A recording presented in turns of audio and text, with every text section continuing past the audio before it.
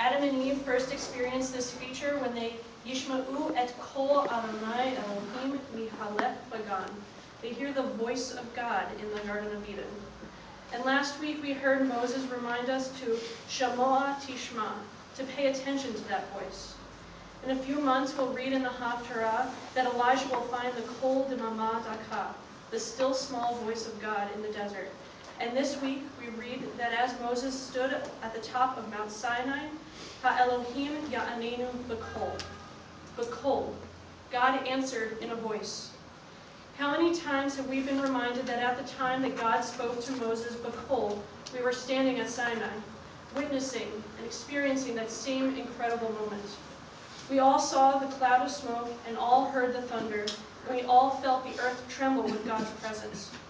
How is it that all Jewish people in all of time are able to say they stood at Sinai's foot? Kabbalistic scholar and Rabbi David A. Cooper addresses just this.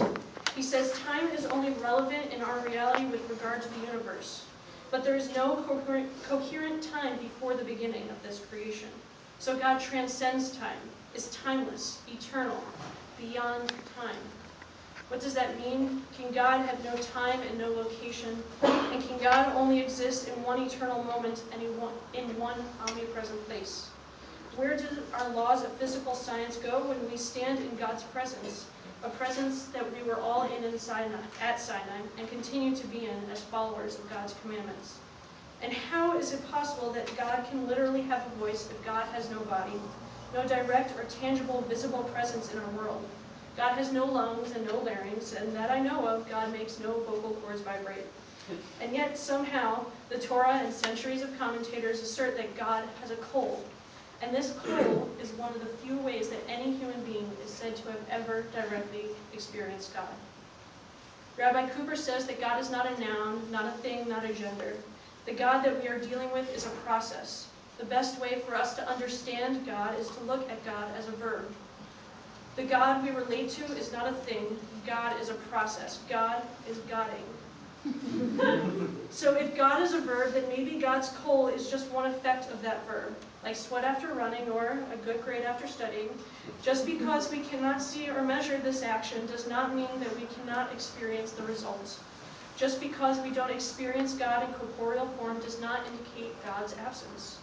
Just as we can hear a person's voice when speaker and listener are separated by great distances, perhaps what we experience of God's kol is an echo, a reverberating reflection of God's eternal influence on the world.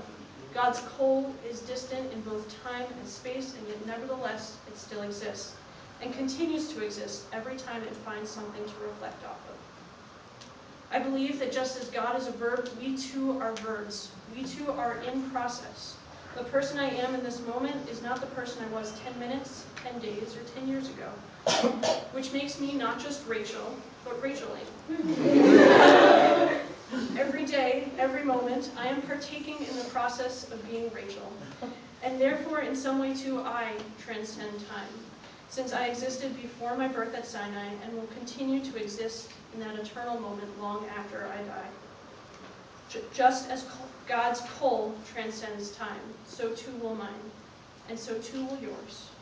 Like God, we fling our voices, the impact of the choices we make, the echoes of the actions we take out into the world. Our voices are our power to inspire or to build or to create. Our voices are our echo, the reflection of ourselves in the world, bouncing from person to person in their continued journey through endless time. Your kol joins with mine and infinite others on this journey. Our kolot join with God in partnership throughout time as we act and react. We possess the power to alter God's unlimited creation if we so choose. Your youing meets God's Godding as we become partners in the sacred task. Rabbi David Cooper notes that the intrinsic definition of God's limitlessness is that God lacks nothing and can receive nothing, for God is everything. As God is everything, theoretically, God has the potential to be an infinite source of giving. The question arises, however, that there is nothing for God to give because God is everything. God would have to give God's self. Every day we repeat the scene at Sinai as we experience God's kol, in whatever form we can manage. so too do we shape and reshape creation by living our lives authentically, by using, by experiencing our kolot. The eternal question is, what form will that kol take, and what will be expressed in it? What part of us will we choose to have echo throughout time? What will be our eternal legacy?